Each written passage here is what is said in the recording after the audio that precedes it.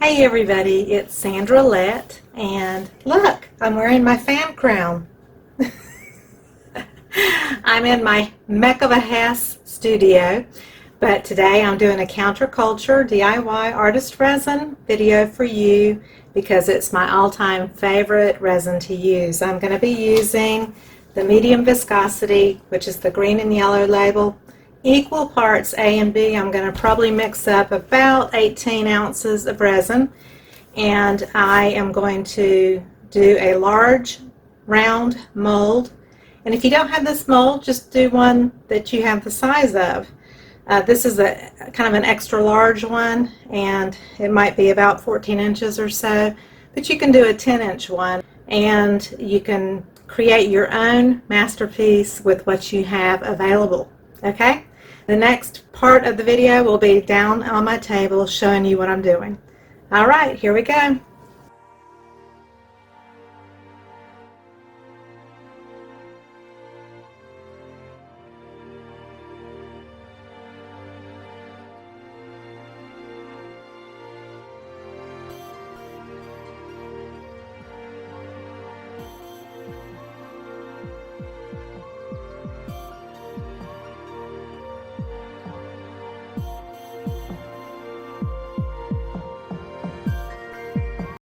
Okay, so I've mixed for 6 minutes. I'm going to switch over to a stopwatch and start that, and just keep an eye on my time. I don't like to get too far gone because then your resin won't do what you want it to do. So I've got that mixed. I'm going to pull it aside. Got my masking tape just to pick up any spare glitter, mica, whatever's floated around, fur, hair, dust. First thing we're going to do though is check to make sure we're level. We are, so that's a good thing because you don't want your stuff shifting. We've got some crushed glass here. I used the crystallines, what I had left in a bag of that, which is the clear, and then I had some blue crushed glass just from the local store. And so I'm going to use a combination of the two and just quickly put a border around my mold.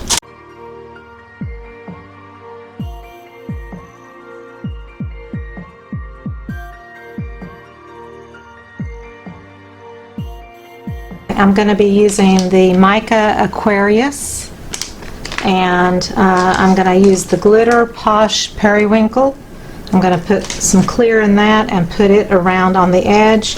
I've got this beautiful pearl shimmer which has a blue violet cast to it. I'm going to add maybe a little bit of epoxy white armor art, and I didn't have any counterculture silver mica, but this is Quicksilver by Funshine Color Shop, and this is counterculture blue sapphire dispersion color. And I may throw in a little bit of majestic mauve or a little Bombay ink to adjust the color. I'm not sure yet. I just kind of want to see how things look, and then I'll decide. So I'm going to split up my resin, and I ended up mixing 16 ounces. This is the Posh Periwinkle.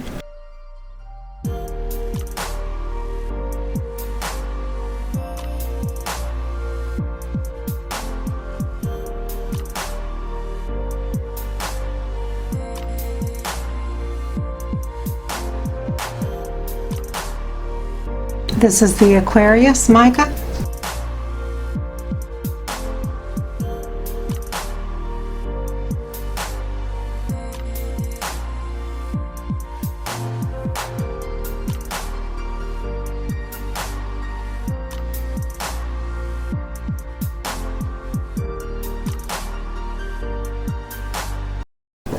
Okay, that was a turquoise Bombay ink. The deep color is blue sapphire, intense color, dispersion color here. I put just a tiny bit of the majestic mauve, like a drop, and then I added, to make it a little cooler, red violet, And then I've got some mica chips here that I've kind of taken apart with my fingers, and they're ready to kind of go. So what we're going to do first is start with the clear glitter that has the Posh Periwinkle.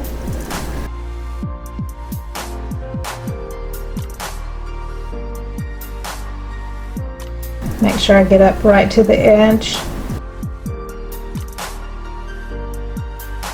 So this doesn't have to be perfect because you're going to be adding layers upon layers anyway, so it doesn't really matter about, you don't have to worry about perfection at all. I'm just going to start layering in the colors then.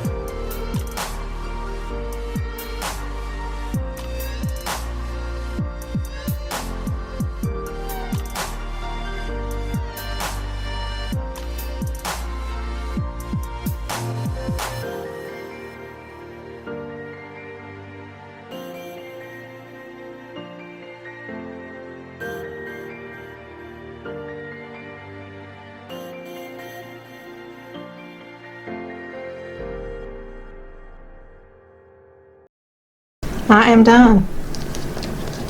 What it does is it just kind of does itself, and it has a mind of its own, and you just let it work its magic.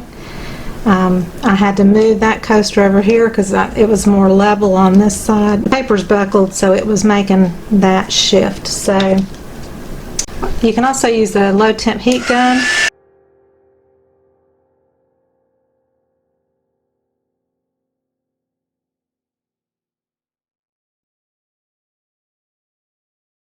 So both of these, this is the GO3 mold from Counterculture. They both hold about 2 ounces of resin.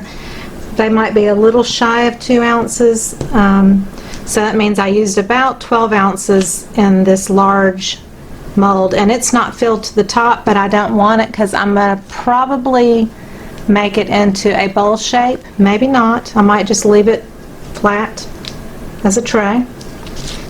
The main thing is it goes to all the edges to make sure all the crystals are covered with some, form of resin. I've got a little of the glittery and all the different colors.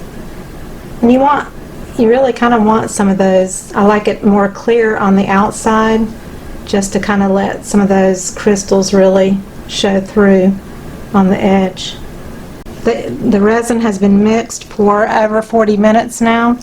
So I'm not going to mess with it anymore because I don't want it to get tacky, and when it gets tacky it will stick to you.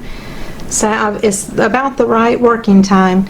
Now if you were doing like a 3D flower bloom, you would have waited till about 25 minutes or so to really put your colors into the clear resin, which was in a previous video of mine if you want to look that up on the channel. You can also find that one where I made some 3D flower bloom looking coasters.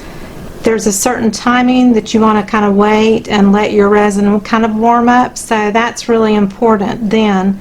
But for this, you can go ahead and start just putting in your colors, because they all are going to go towards the middle and create what they're going to create, and you kind of let nature take its course on this one. So it's a relatively simple thing to do as a beginning resin artist. You just have to have all your little cups with the pigments and all ready to go, and you've got to work pretty quickly. You can't dilly-dally around, because if you do, your resin will heat up and turn to plastic before you can get everything done. So you've got to really be prepared and have all your mica pieces ready, your glass pieces ready, your colors all ready to go in the containers. If it's not like a wet pigment, you can put your powders in the cups, you can put glitters in cups, and just have it ready to go. So I hope you enjoyed this, and I will show you the unmolding and the finished pictures at the end. One other thing is I take 91% alcohol and I spritz before I cover it. That just helps remove any surface bubbles. And I use a food net to cover your resin. And this is great for dust and things like that you don't want getting into your pieces. So I just cover it up with a food net and let it sit, and I'll check it in about 6 hours. Okay, I'm back about 6 hours or so later. I had a little leftover resin, and so I used the cute little angel wing mold for earrings.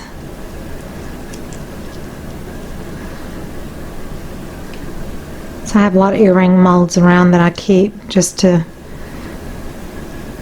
put extra resin in when it's not quite enough for a coaster or something like that. So look at those cute little feather, and they're etched, but I don't know if you can tell, see?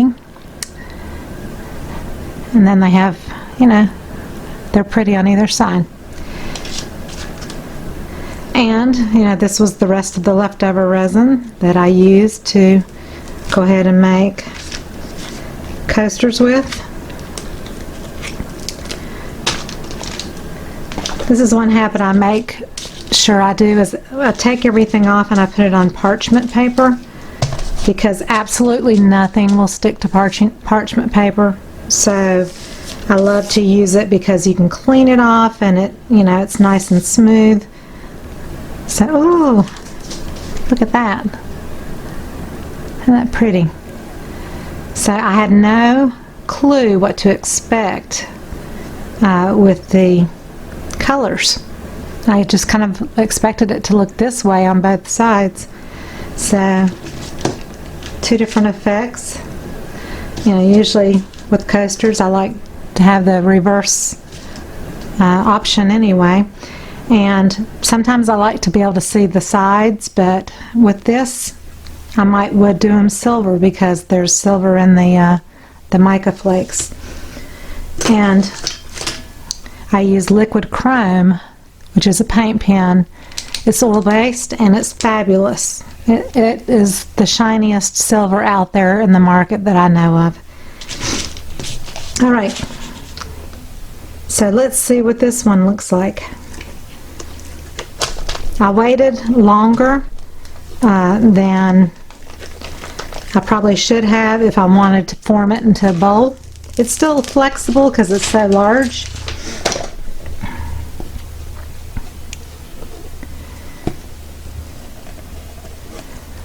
Look at that. Look at the glitter. That is so pretty.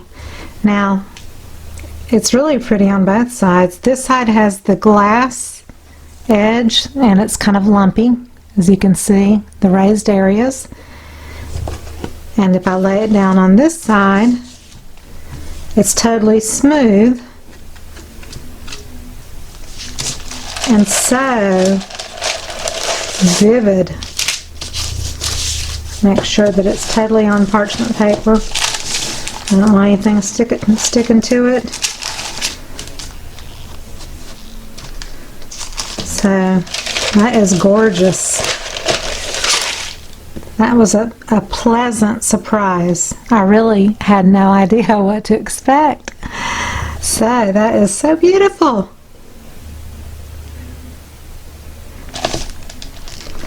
I am going to let it lay this way, which is the way I poured it into the mold, just so that it sets up firmly.